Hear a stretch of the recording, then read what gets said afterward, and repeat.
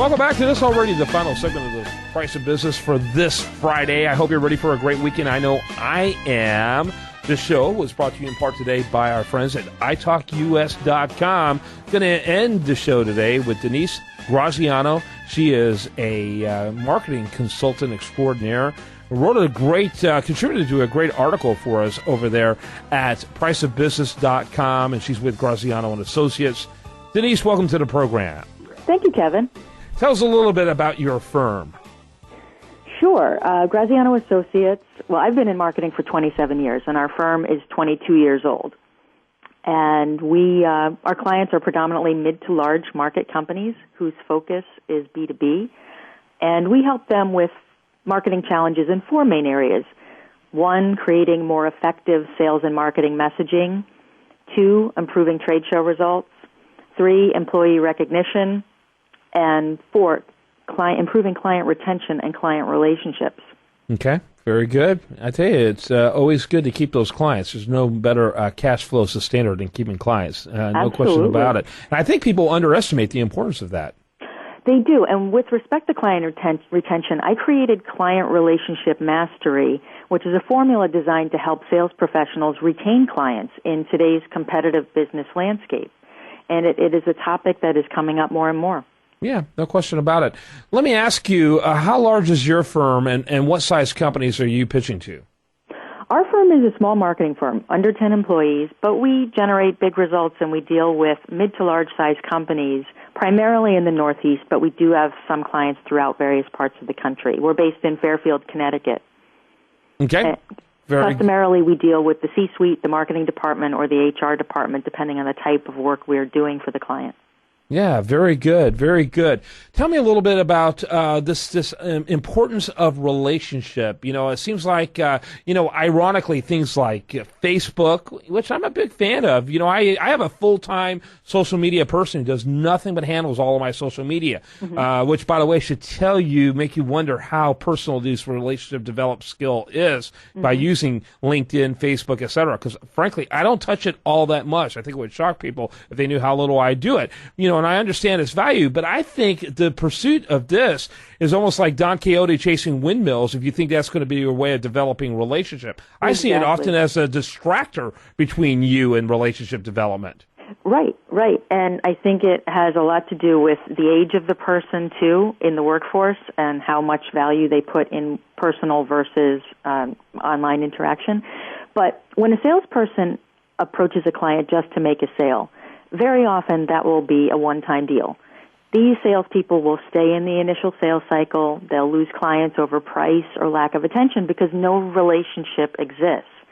And long-term business relationships don't just happen. They come over time with proven art and science, client retention strategies, and just business best practices. Yeah, absolutely. How do you establish that initial engagement that can lead to a long-term business relationship with all those distractions out there?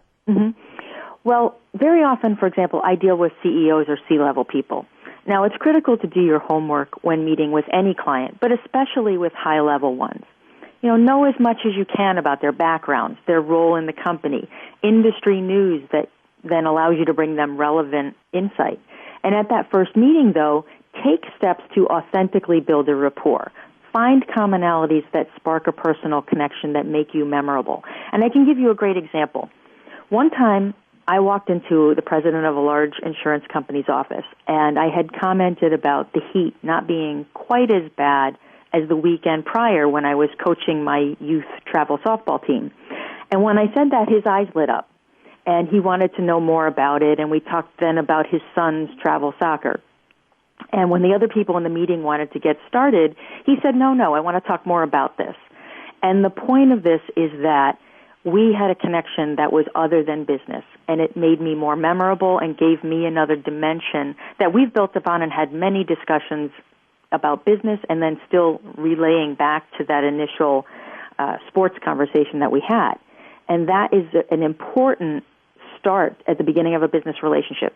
Yeah, no question about it. And I think it's really imperative for people to understand how to begin that engagement on something other than business. You really need to find commonality.